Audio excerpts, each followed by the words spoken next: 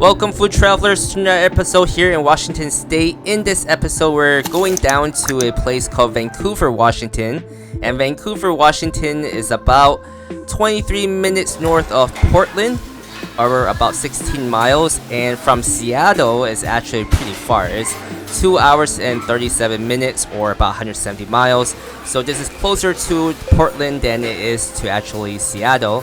And this restaurant is called Makoto Japanese Buffet.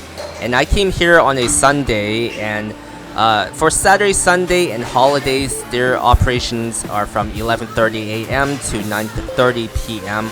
At the time of this recording, and their all-day buffet price was $21.99, and that was before tax and tip, of course. And the one big thing about this buffet that I was most interested in trying was the snow crab legs. And for a really long time, Simon, for all the buffets that we've been to, I haven't really seen very much snow crab legs, at least around Washington State. A lot of the buffets that we've been to, like the big ones, like in Feast, or like even in like Snoqualmie Falls buffet, I just don't see it on their menus anymore. It's not listed, and I don't see pictures of people posting about it. So that was something I was really excited for, and because this is an all-day price, I thought this could be the one. Yeah, I know, reading through some articles, it seems like crab and snow crab and other crabs in general seems like it's been kind of harder for a lot of places to get to. And I read some articles, but I don't remember exactly what they were, but it seemed like it has to do something with either like the season being closed for crabbing, and so you don't get as much, or something like that. But yeah, I've noticed as well that buffets just don't have the crab like they used to have when we the prior times that we've gone to. Yeah, so some of the other items that I thought was pretty good with this buffet was that they had all this, because it's a Japanese buffet, they had all this sushi and sashimi. Unfortunately, with the sashimi part, the moment they put out a tray, somebody would just grab everything right away. You pretty much have no chance. So even though they seated us right next to the crab legs and also the sashimi tray section of the buffet, I could see them taking out the trays, and somebody's always watching or waiting close by, and before I could even get out of my seat and grab a couple pieces, it's just gone. So when I was walking around the buffet just recording, there was nothing there by the time I got there. But I did eventually got one or two pieces. As great as that they have this option, I don't feel like the sashimi for the tuna and salmon was as fresh as they could be. I feel like it could have been chilled cooler, because usually with sashimi you want it as cold as possible. But for the snow crab legs, they did really taste fresh for what they had here. It had like the sweetness to it, so it's not been seeding out too long. So they didn't have somebody who kind of watched over and made sure that people didn't like over grab certain items, like with the sashimi. I know it can get kind of annoying at sometimes, where if somebody's watching you, limit to how much you can take, and kind of you got to come back and forth and grab it a whole bunch of times. But it also can get really frustrating when nobody's watching and somebody's just literally taking every piece as you go through, and not giving anybody else a chance to grab stuff.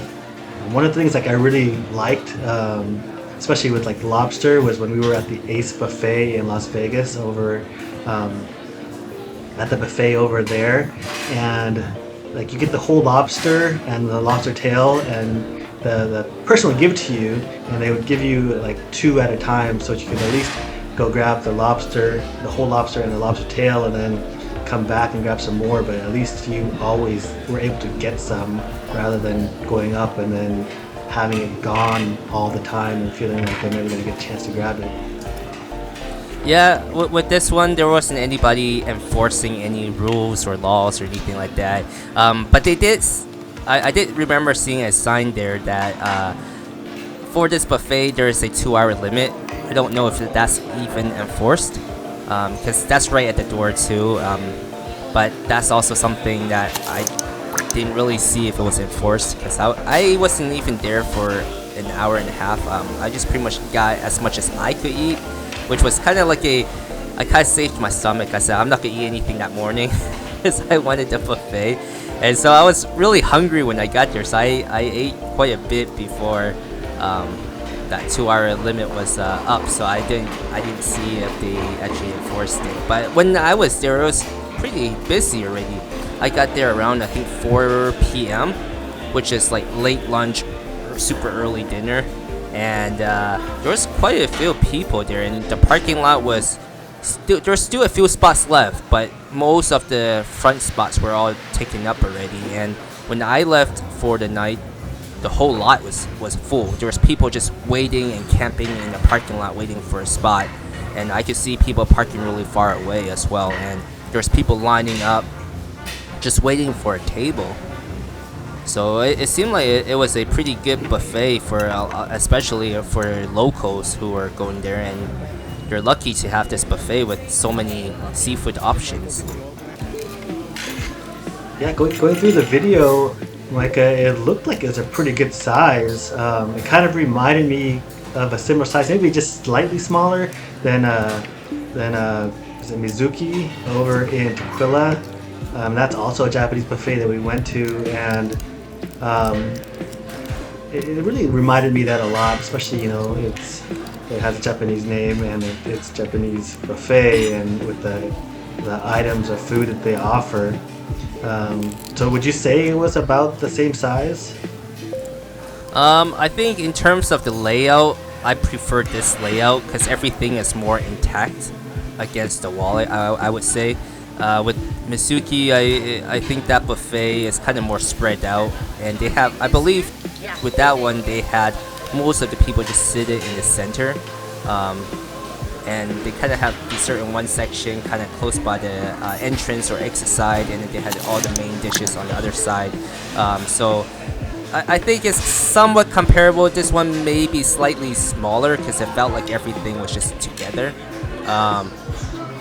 But I do think this one has way more seafood for a Japanese buffet. It's not just all sushi rolls, as a lot of these buffets around.